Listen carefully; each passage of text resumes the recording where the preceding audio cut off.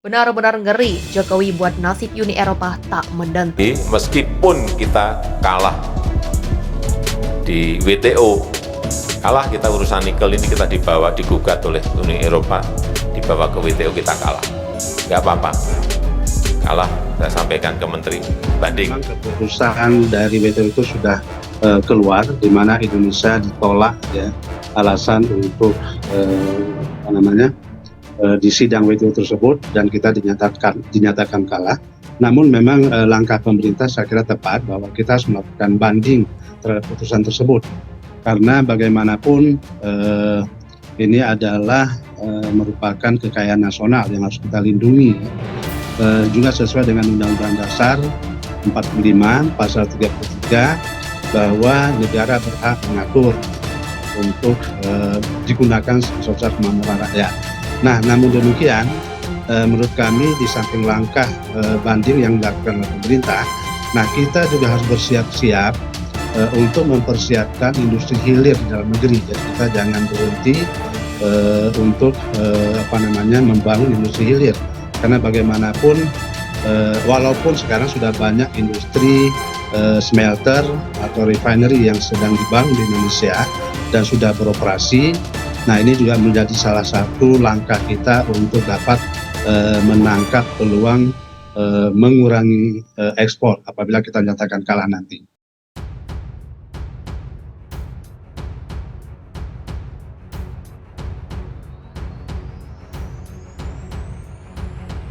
Pemerintah dalam hal ini Kementerian Perdagangan telah menyiapkan senjata perang untuk melawan kekalahan gugatan oleh Uni Eropa di Organisasi Perdagangan Dunia World Trade Organization (WTO) atas kebijakan larangan ekspor biji nikel ke luar negeri. Seperti yang diketahui, Indonesia saat ini sudah melakukan banding hukum atas kekalahan gugatan di WTO itu.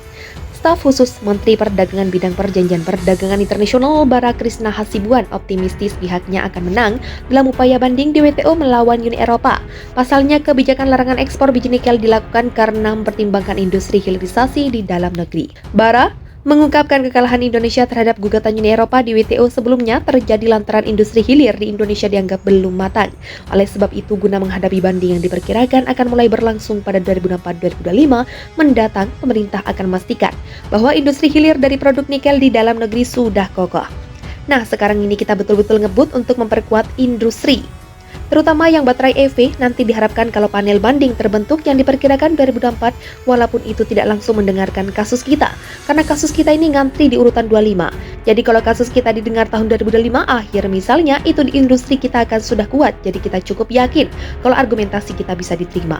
Bara yakin peluang Indonesia untuk memenangkan upaya banding di WTO cukup besar seiring dengan masifnya pembangunan proyek smelter di dalam negeri. Apalagi saat ini pemerintah juga tengah menggenjot ekosistem kendaraan listrik berbasis baterai. Nikel kan diambil dari bumi terus dikirim ke smelter kan untuk diolah.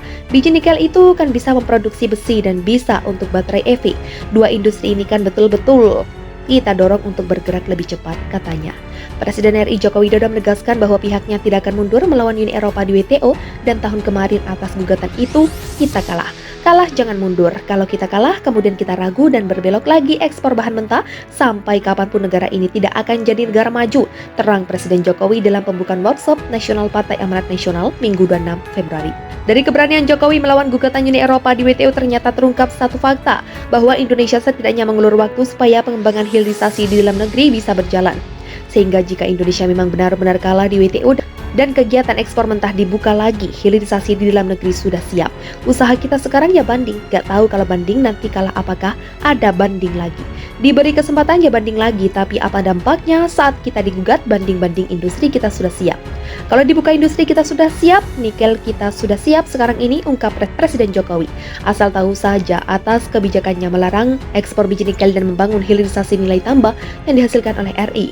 Presiden Jokowi mencatat ekspor biji nikel yang tadinya hanya 17-an triliun melejit menjadi 450-an triliun pada tahun 2022. Dari situlah negara mendapatkan pajak penghasilan PPN, pajak karyawan PNBP, biaya ekspor kalau ikut di perusahaan seperti itu. Di Freeport kita dapat dividen, dapat royalti. Dari situ masuk beberapa sebagai penerimaan negara. Dari penerimaan negara, itulah bisa membiayai pembangunan di desa, bisa menggagarkan bansos, jadi alurnya seperti itu, tandas Jokowi.